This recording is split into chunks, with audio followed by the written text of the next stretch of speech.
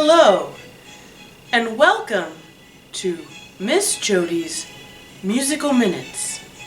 I'm your host, Miss Jody.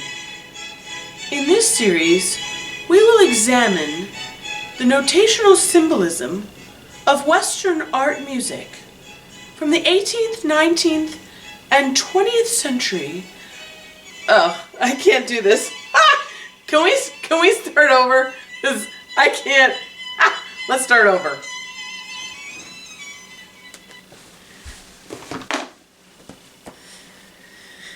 Shoo! That is so much better. Hello everyone, I'm Miss Jody and I'm a musician with the Fireland Symphony Orchestra. To be a little more precise, I am the flute and piccolo player for the Fireland Symphony Orchestra, and I am so pleased to be here with you today. So one of the things I do with the orchestra is I go into schools and I give programs to all kinds of young children in all kinds of different schools, and I have a really good time sharing my musical experience with them. Well, we're going to try something a little bit different, and that's for the adults out there that want to learn a little bit more about music. So we are going to take a look at all the stuff that we look at as musicians on a printed sheet of music. So I think if I were not trained in music, I would look at that sheet and go, that looks like a bunch of hieroglyphics. Like, none of that makes sense to me. And so maybe you're a person who really enjoys classical music, but all that stuff on that page means nothing to you. Maybe you're a person who remembers "Every good boy does fine" and the face in the spaces of the lines. Maybe you remember that, but maybe not much more than that.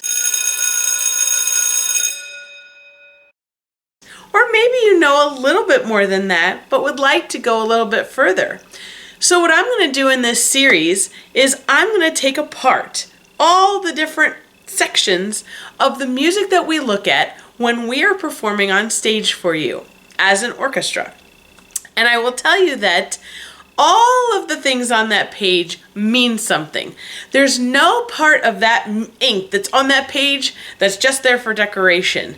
It all has meaning, and every little thing helps us to interpret the music and to play it just the way the composer wants us to. And we make sure that we read everything on the page so that you have the experience of really hearing the best music that we can perform.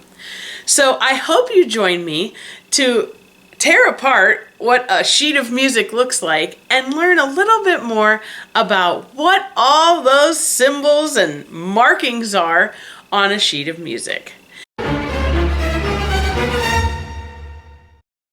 If during this series you have questions, or if you need me to go more in depth about something, I would say please feel free to email me at my orchestra email, which is Jody, Jody, at firelandssymphony.com. It's got the double S in the middle, firelandssymphony.com.